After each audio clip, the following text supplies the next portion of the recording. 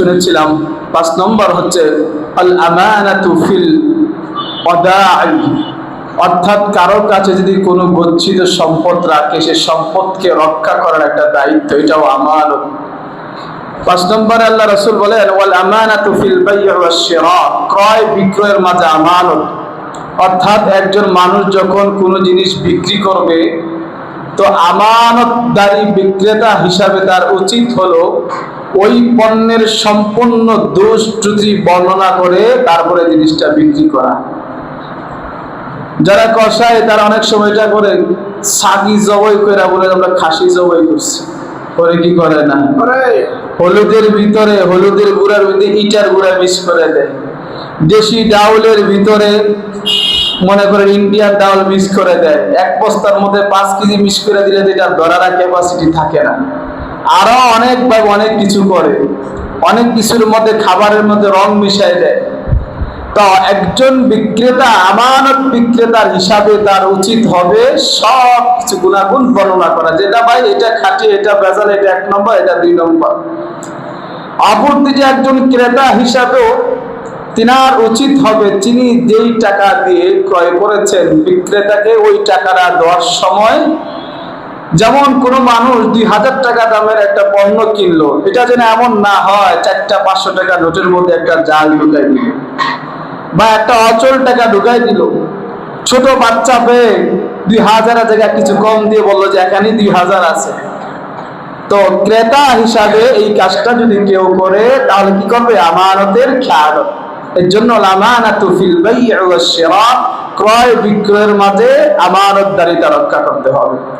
ওয়াল আমানাতু feel মাসউলিয়াতি, দায়িত্বের ক্ষেত্রে আমানত।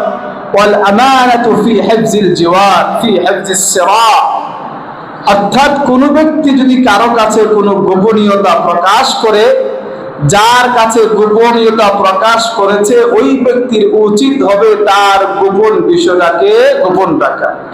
হাদিসের মধ্যে এসেছে কোন ব্যক্তি যদি দুনিয়াতে কারো দোষ ত্রুটিগুলা গোপন রাখে, আল্লাহ তাআলা কিয়ামতের হাসরের ময়দানে আল্লাহ রাব্বুল আলামিন ওই ব্যক্তির গুনাহগুলাকে গোপন রাখবেন। সুবহানাল্লাহ। এজন্য ওয়াল আমানাতু ফি হিফজিল ইসরা, কারো গোপনীয়তা জানলে সেটাকে কারো কাছে প্রকাশ না করা। মানুষ হিসেবে ভুল ত্রুটি থাকতেই পারে, আপনি একজনের ভুল সম্পর্কে জানেন, সেটা আপনার মধ্যে গোপন রাখেন, এটাই আমানত। আপনি আরেকজনের কাছে বললে হিরো হয়ে যাবেন সমাজের মধ্যে, এটা আপনি পাপের ভাগীদার হবেন, আমানতের খেয়ানতদারি হবেন। তারপরে চল আমানাতু ফিল কালাম, কথাবার্তার মধ্যে আমানতদারিতা রক্ষা করা, অর্থাৎ সত্য কথা বলা হলো আমানত আর মিথ্যা কথা হলো খেয়ানত। তাহলে আমরা বুঝলাম আমানত হলো মোট 8 প্রকার। আমানত মোট কত প্রকার? 8 প্রকার। 1 নম্বর হলো ওয়াল আমানাতু ফিল ইবাদাত, ইবাদতের মধ্যে আমানত। আমরা গত সপ্তাহে শুনেছিলাম যে আল্লাহ তাআলা যেভাবে ইবাদত করতে বলেছেন, রাসূল করিম সাল্লাল্লাহু আলাইহি ওয়াসাল্লাম যেই তরিকা ইবাদত করেছেন সেই তরিকা ইবাদত করা হলো আমানত।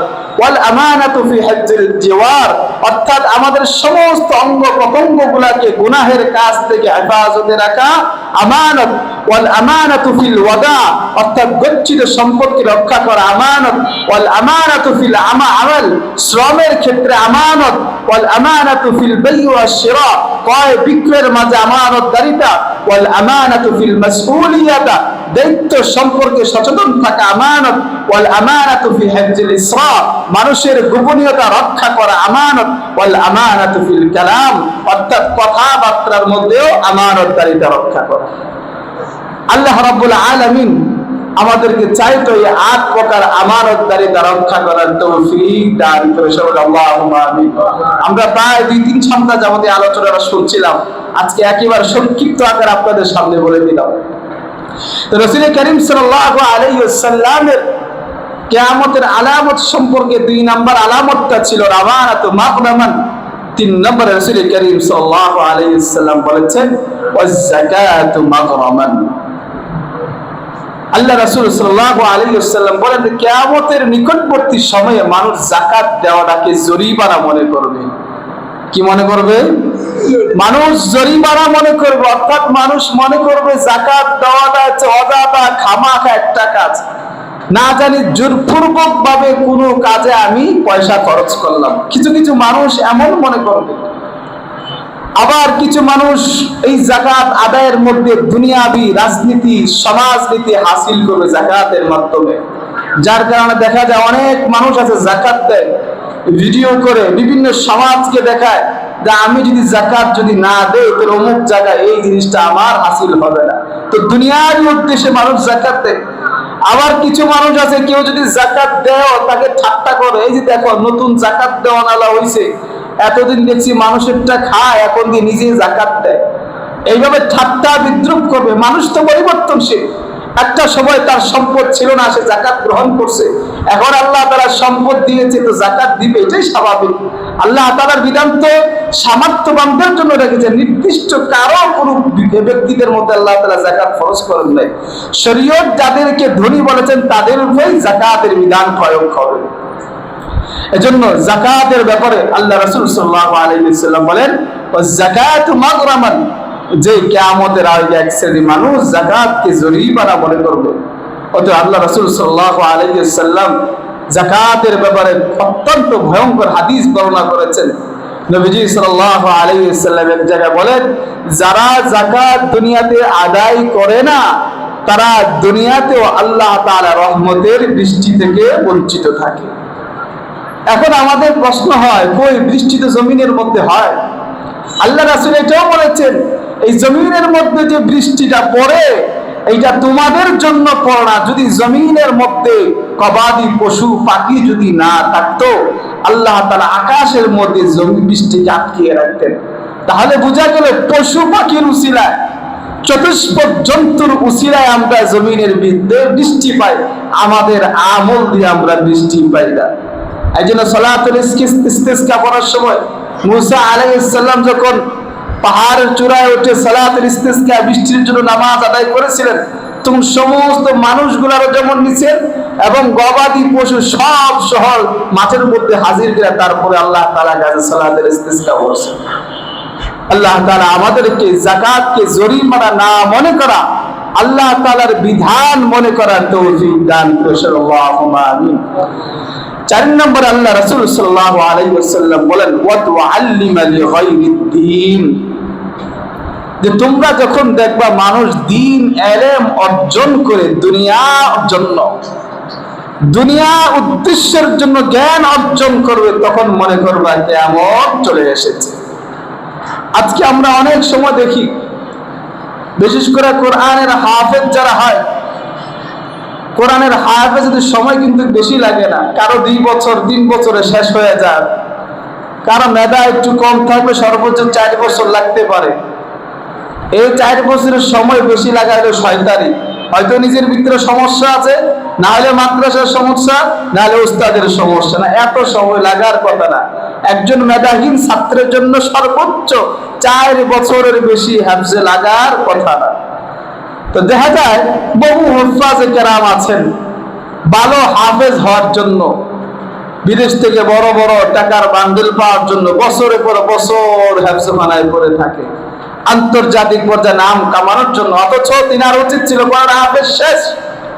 এবার কোরআনের ভিতরে কি আছে, আল্লাহ তাআলার বিধান কি, আহকামাত কি, আদেশ কি, নিষেধ কি, এগুলো তো হাফেজ হলে তো শুধু শেখা যায় না। হাফেজ কোরআন সে শুধু কোরআন মুখস্থ করে, কিন্তু কোরআনের ভিতরে কি আছে এটা কিন্তু তার বোঝার ক্ষমতা থাকে না। যার কারণে ওই যে দুনিয়ার উদ্দেশ্যের জন্য কোরআনের পিছনে সময় দিতে দিতে একটা সময় এমন হয় বয়সও থাকে না, ইলম হাসিল করার সময়ও থাকে না, একটা পর্যায়ে ভালো আলেমও তারা হতে পারে না। বাংলাদেশের মধ্যে যত যত বড় হাফেজ আছে, আমার সভাপতি একজন হাফেজ আছে, কাতার থেকে ট্রফি নিয়ে আসছে গত 2 বছর আগে। আমার বয়সের মানুষ এখনো পর্যন্ত আলেম হইতে পারে নাই, সারা জীবনের পিছনে মেহনত করছে। তো কিছু মানুষ আছে এই দুনিয়ার উদ্দেশ্যে তারা কোরআনের পিছনে মেহনত করে। আল্লাহ রাসূল সাল্লাল্লাহু আলাইহি ওয়াসাল্লাম বলেন, ওয়া তুআল্লিমা লিগাইরিদ্দিন, যে কিয়ামতের আগে এমন একটা পরিস্থিতি হবে দ্বীন ইলম অর্জন করবে, এর মধ্যে দুনিয়ার স্বার্থ থাকবে। তারপর আল্লাহ রাসূল সাল্লাল্লাহু আলাইহি ওয়াসাল্লাম 5 নম্বরে কথা বলেন, ওয়া আতাআর রাজুলু ইমরাআতাহু ওয়া আক্কা উম্মা, এই রোগ আমাদের ঘরে ঘরে আজকে তৈরি হয়ে গেছে।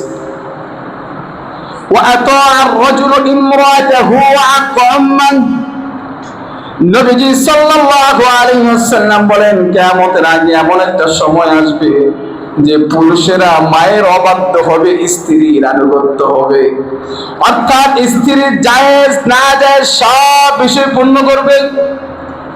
স্ত্রী বলবে আমাকে ঘুরতে নিয়ে যাও, সন্তান ঘুরতে নিয়ে যাবে, কিন্তু মার খবর নেবে না। স্ত্রী বলবে আমার মার্কেটে নিয়ে যাও, সন্তান সাথে সাথে স্ত্রীকে নিয়ে মার্কেটে যাবে। স্ত্রীর যত চাহিদা আছে সব কিছু পূর্ণ করবে, কিন্তু যেই মা এত কষ্ট করে লালন পালন করেছেন ওই মায়ের অবাধ্য হয়ে যাবে। আজকে দেখেন সমাজের ভিতরে শ্বশুর শাশুড়ির যেই পরিমাণ ভক্তি শ্রদ্ধা করে নিজের মা বাবাকে 2 দিনের মাথায় ভুলা যায়, হয় কি হয় না? এগুলো মা যে এত কষ্ট করে পারলেন, মা কাছে কোনো পরামর্শের প্রয়োজন মনে করে না, মনে করে শ্বশুর পরামর্শদাতা, স্ত্রী পরামর্শদাতা। মাকে 2 দিনের মাথায় মানুষ ভুলে যায়। এই জন্য আল্লাহ রাসূল সাল্লাল্লাহু আলাইহি ওয়াসাল্লাম বলেন, ওয়া আর-রাজুল ইমরাতাহু ওয়া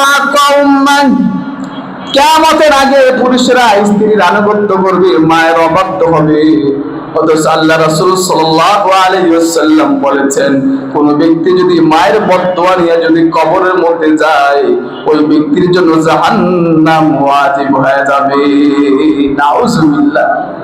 একজন নারী কিভাবে এই কাজটা করতে পারে আমার মাথায় আসে না। যে মা তাকে এত কষ্ট করে লালন পালন করলো, ঘরের মধ্যে 2 দিনের মাথায় আইসা চিন্তায় রাখে যে তার পরিবার থেকে স্বামীরারে কিভাবে বিচ্ছিন্ন করা যায়। হয় কি হয় না? এগুলো বলেন হয় সমাজের ভিতরে। আপনারা বলেন কিয়ামতের আলামত কি আসার বাকি আছে? কিয়ামতের আলামতটা কি আল্লাহ রাসূলের ভবিষ্যৎবাণী, এগুলো কি বাকি আছে? একটাও বাকি নাই।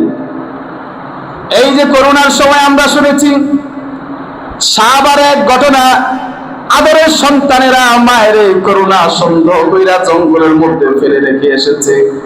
রাতের বেলা মা হাউ মাউ করে কান্নাকাটি করতেছে। আশেপাশের মানুষ দৌড়ে একজন বৃদ্ধ মা জঙ্গলের মধ্যে কান্নাকাটি করে আশেপাশের মানুষ গিয়ে একটা হসপিটালের মধ্যে নিয়ে ভর্তি করায়। তারপর ওই জায়গায় যে ম্যাজিস্ট্রেট ছিল সেটা তার মায়ের জন্য ওই বৃদ্ধ মহিলাকে মা হিসাবে স্বীকৃতি দিয়া যত ধরনের চিকিৎসা খরচ আছে তিনি নিজে দায়িত্ব বহন করে। কিন্তু মা এত কষ্ট করে লালন পালন করে করোনার সন্ধ্যে মাকে ফেলে রেখে আসছে। একবার এক পত্রিকা খবর দেখেছিলাম, মনে নাই কোন সালের খবরটা। পত্রিকা খবর আসছিল টাকার কুমির বন বিভাগের একজন ঊর্ধ্ব কর্মকর্তা যখন তার দুর্নীতি প্রকাশ পেয়ে গেল, যখন তিনার বাসার মধ্যে তল্লাশি চালাইছে, তো তোষকের মধ্যে চেক করে দেয়, তোষকের ভিতরে টাকার বান্ডিল, বালিশের ভিতরে ডলার, আলমারির ভিতরে বিভিন্ন রুপি স্বর্ণ মুদ্রা, ঘরের সব জায়গা শুধু টাকা আর টাকা, আর কিছু বাইরে। কিন্তু এই ব্যক্তি তার মা যে একজন ছিল, মাকে রেখেছে গ্রামের ভিতরে। গ্রামের ভিতরে মায় যে ঘরটার মধ্যে থাকতো, এমন একটা ঘরের মধ্যে থাকতো টিনের চাল ছিল উপরে, তাও বৃষ্টি আসলে ওই তিনার বিছানার মধ্যে পানি পড়ত।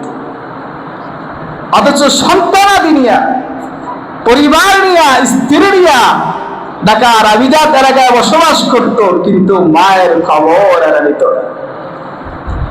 এজন্য আল্লাহ রাসূল সাল্লাল্লাহু আলাইহি ওয়াসাল্লাম বলেন, কিয়ামতের আগে পুরুষরা স্ত্রীর আনুগত্য হয়ে যাবে, মায়ের অবাধ্য হয়ে যাবে। 7 নম্বরে আল্লাহ রাসূল বলেন, ওয়াদনা সাদিকাহু ওয়া সাহাবা। এবং মানুষেরা, পুরুষ মানুষগুলো আপন বাবাকে দূরবর্তীর সম্পর্ক মনে করবে, নিকট বন্ধুদেরকে কাছের মানুষ মনে করবে, বন্ধু বান্ধবের পিছনে পয়সা খরচ করাকে সৌভাগ্য মনে করে, বাবার পিছনে ওষুধের জন্য পয়সা খরচ করবে এটাকে বোঝা মনে করে, বন্ধু বান্ধব আত্মীয় স্বজনের জন্য খরচ করাকে সৌভাগ্য মনে করবে, কিন্তু বাবার পিছনে পয়সা খরচ করা সৌভাগ্য মনে করে না। অথচ আল্লাহর হাবিব সাল্লাল্লাহু আলাইহি ওয়াসাল্লাম বলেন, আল্লাহ তাআলা চাইলে সমস্ত গুনাহ মাফ করে দিবেন, কিন্তু মা বাবার অবাধ্য সন্তানকে কোনদিন আল্লাহ মাফ করবে না। নাউজুবিল্লাহ। আজকে অনেক মানুষ আছে যে বাবার থেকে পরামর্শ নেয় না, বন্ধু বান্ধব থেকে পরামর্শ গ্রহণ করে। বাবাকে এত দুর্বৃত্তি মনে করে। সমাজের বহু চিত্র আপনাদেরকে আমি বলতে পারবো।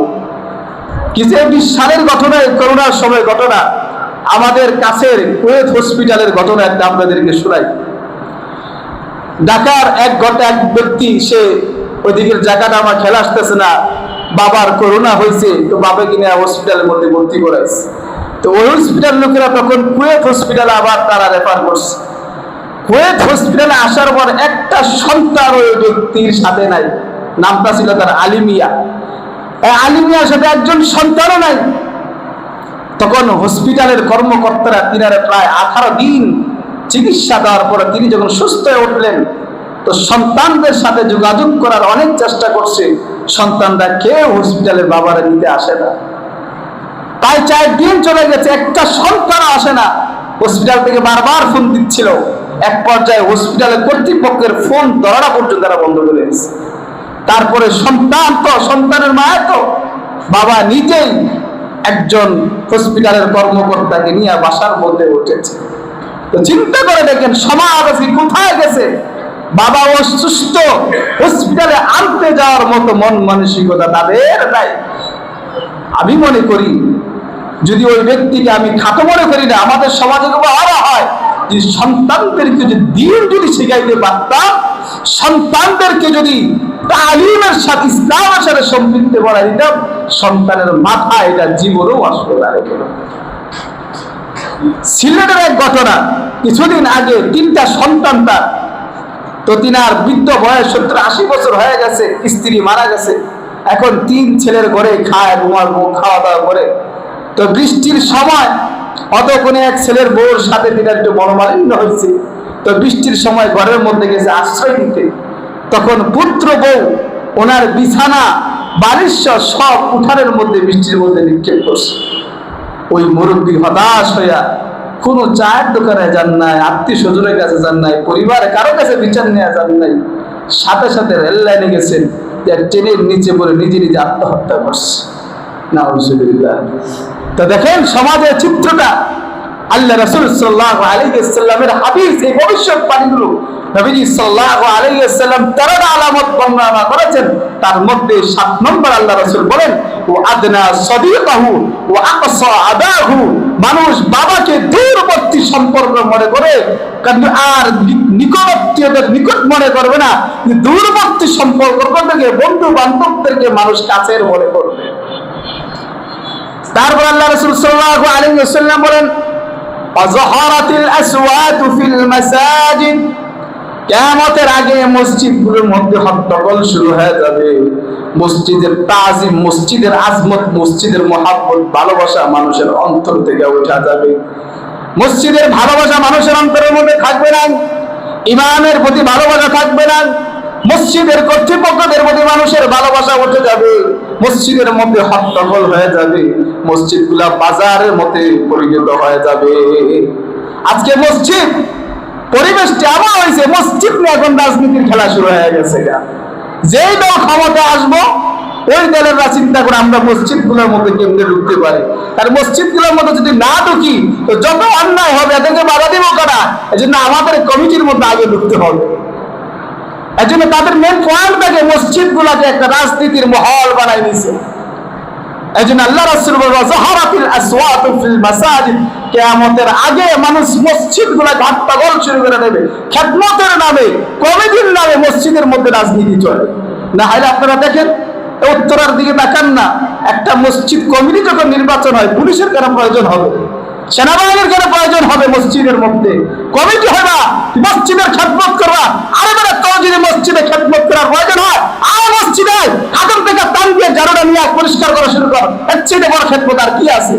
তোমার কমিটি নিয়ে, পথ নিয়ে তোমার খেদমত করতে হবে। যার কারণে দেখা যায় এক শ্রেণী মানুষকে বেজার হয় মসজিদ কমিটি হয়, আরেক শ্রেণীর মানুষের পিছনে লাগাতে কোমলে খেদায়। গতকালকে 11 নম্বরের ঘটনা আপনারা জানেন কিনা? আমি আজকে সকালে ফেসবুকের মধ্যে দেখলাম লাখ লাখ মানুষে ছড়াই গেছে এই খবর।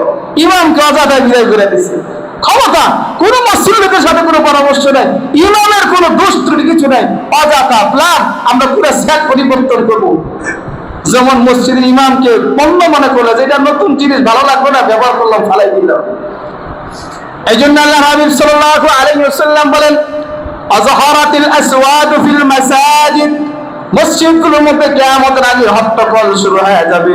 মসজিদগুলোর মধ্যে মানুষ রাজনীতি খাটাইবে, মসজিদের তাজিম, মসজিদের হাসবত, মসজিদের ভালোবাসা তাদের মধ্যে থাকবে না। আর যদি মানুষের ভিতরে মসজিদের মহব্বত থাকে, মসজিদের ভালোবাসা যদি মানুষের মধ্যে থাকে, মসজিদের মহব্বত যদি ওই ব্যক্তিদের মধ্যে থাকে, তাহলে মসজিদ চলার জন্য বেশি মানুষ প্রয়োজন হয় না। আল্লাহ তাআলার এক দুই বান্দাদের দ্বারাই মসজিদকে কিয়ামত পর্যন্ত পরিচালনা করবে। সুবহানাল্লাহ। মসজিদের সাথে যারা সম্পর্ক রাখবে, আল্লাহ রাসূল সাল্লাল্লাহু আলাইহি ওয়াসাল্লাম বলেন যে কিয়ামতের ময়দানে যে কোন আল্লাহ তাআলার আরশে আজিমের ছায়া ছাড়া সেদিন আর কোন ছায়া থাকবে না। সেই দিন যাদের সম্পর্ক মুআল্লাকুন বিল মাসাজিদ, যাদের অন্তরগুলো মসজিদের সাথে সম্পৃক্ত রাখে, তারা কে সেই কঠিন মুসিবতের সময় আল্লাহ তাআলা আরশে আজিমের নিচে তারা ছায়া পাবে। সুবহানাল্লাহ। এজন্য আল্লাহ রাব্বুল আলামিন আমাদেরকে মসজিদকে পরিপূর্ণভাবে মহব্বত করার তৌফিক দান করো।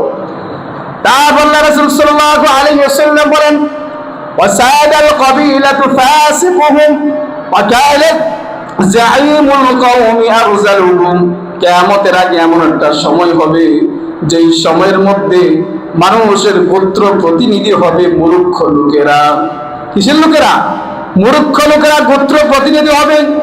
وكان زعيم القوم أرذلهم, রাষ্ট্রের মেন দায়িত্বগুলোর মধ্যে নিচু শ্রেণীর মানুষেরা রাষ্ট্রের প্রধানের মধ্যে বসবে, রাষ্ট্রের দায়িত্বশীলদের জায়গার মধ্যে মূর্খ লোকেরা, নিচু শ্রেণীর মানুষগুলা সেই জায়গার মধ্যে বসবে। আজকে সারা বিশ্বের দিকে তাকায় দেখেন, রাষ্ট্রের দায়িত্বগুলোর মধ্যে যারা আছে, একটার মতো না থাকে মানবতা, না থাকে আমানতদারিতা, না থাকে আদাল ইনসাফ, আল্লাহ তাআলার ভয় ভীতি তাদের মধ্যে কিছুই নাই। শুধু মুখে মুখে বলে সুষম বন্টন, সুন্দর বন্টন, দেশ প্রেম, এগুলা মুখের বুলি ছাড়া আর কিছুই না। নিজ স্থানের মানুষেরা রাষ্ট্রের সর্বোচ্চ দায়িত্বশীল তারা হবে। শুধু ইঞ্জিনিয়ার ডাক্তার হলে কোনো শিক্ষিত হয় যায় না, সবচাইতে বড় শিক্ষিত হবে তারা যারা কোরআনের জ্ঞান অর্জন করে। আপনার ভিতরে আল্লাহ তাআলার ভয় নাই, আপনার ভিতরে আমানতদারিতা নাই, জনগণের মহব্বত আপনার মধ্যে নাই, ভালো মন্দ পার্থক্য বোঝার আপনার মধ্যে নাই, তো আপনি কিসের শিক্ষিত হইলেন? আপনি কিসের শিক্ষিত হইলেন? আল্লাহ তাআলা আমাদেরকে কথাগুলোর উপর আমল করার তৌফিক দান করুন। তারপর আল্লাহ রাসূল সাল্লাল্লাহু আলাইহি ওয়াসাল্লাম বলেন, ওয়া কানা যাইমুল কওমি আরযালাকুম ওয়া উকরিমা রাজুলু মাখাফাতা শাররিহি। কিয়ামতের আগে এমন একটা সময় আসবে, এই সময়টার মধ্যে মানুষ মানুষকে সম্মান করবে ভয়ের কারণে। কিসের কারণে? ভয়ের কারণে। অনিষ্টতা থেকে রক্ষা পাওয়ার জন্য মানুষ মানুষকে সম্মান করবে। আজকে এই চিত্রটা একেবারে পরিষ্কার।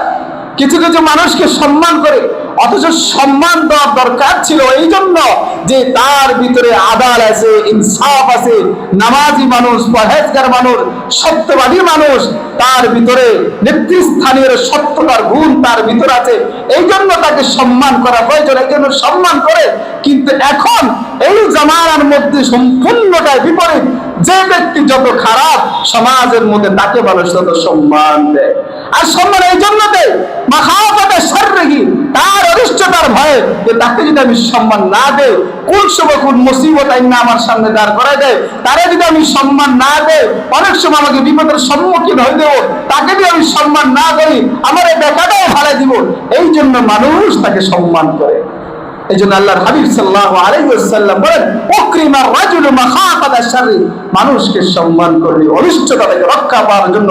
তাকে তার গুণাবলীর কারণে মানুষ তাকে সম্মান করবে না, সামনে সম্মান করবে, পিছনে গিয়া বলবে ওর মতো খারাপ এলাকার মধ্যে আর দ্বিতীয়টা কেউ নাই। আল্লাহ তাআলা আমাদেরকে এই কথাগুলোর উপর আমল করার তৌফিক দান করুন। আগামী সপ্তাহে আমরা বাকি পয়েন্টগুলো শেষ করার চেষ্টা করব ইনশাআল্লাহ।